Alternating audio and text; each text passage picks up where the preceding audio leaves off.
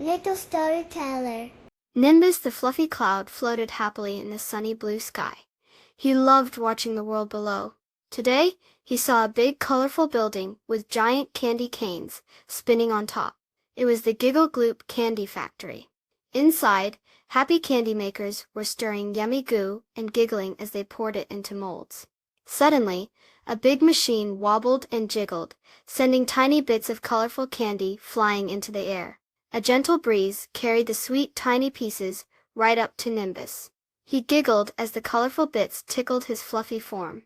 They smelled like yummy fruits, strawberry red, banana yellow, and grape purple. As Nimbus floated over a playground where children were laughing and playing, the tiny candy pieces started to fall like sweet rain. Plink, plink, plonk. Little red, yellow, and purple bricks landed softly on the grass. Lily, a girl with bright pink shoes, looked surprised. Then she giggled as a little yellow brick that smelled like banana landed on her hand.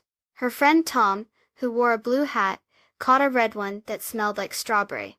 Soon, all the children were collecting the colorful bricks. They started building little towers and houses.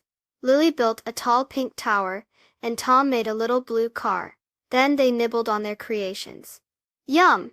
Nimbus watched them from above, his fluffy face smiling. It made him happy to see the children having fun and sharing the yummy rain. He learned that even little accidents can sometimes lead to big smiles. Please subscribe. Thank you.